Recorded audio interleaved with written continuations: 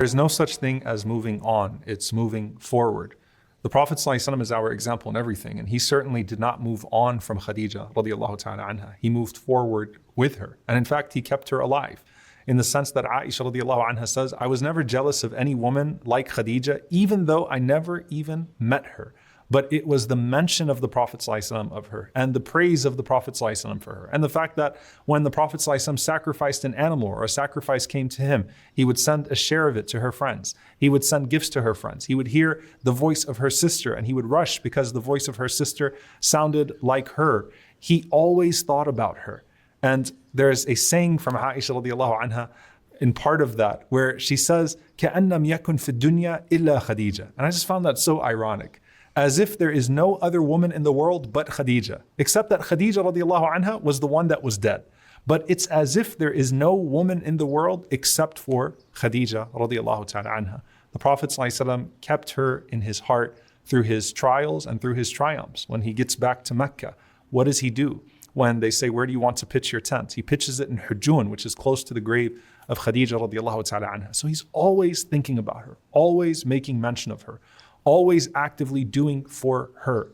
And that's moving forward. The Prophet ﷺ was not crippled by his memory of Khadija. He was motivated by his memory of Khadija. The Prophet ﷺ did not mistreat others because of how much he loved Khadija. He did not fail to show emotion to others because of the emotion he had for Khadija.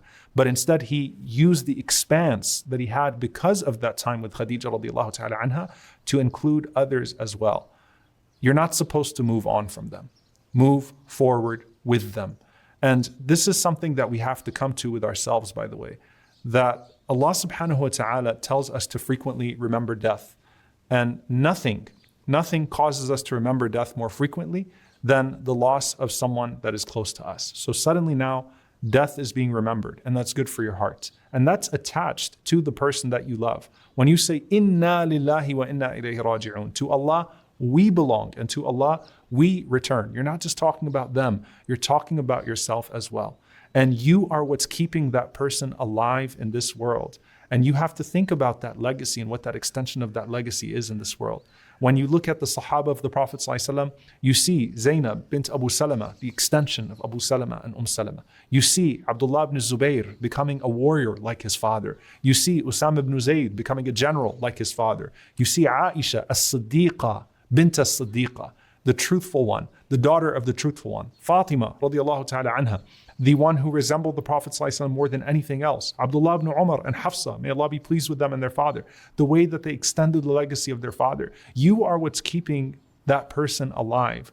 And anything that's going to cause you to remember death more, anything that's going to cause you to do more good deeds is ultimately going to bring you closer to Allah subhanahu wa ta'ala. But ultimately what you have to come back to is that what would that person say to me if they could speak to me about how they want me to move forward? Would they be pleased with me being idle, with me being crippled and paralyzed to where I can't do for myself and I can't do for them? Or would they tell me to move forward and to work for myself and to work for them as well? Because just like you're keeping them alive by living out that legacy, you also want to do enough and to follow suit to be righteous yourself so that someone keeps you alive as well after your death.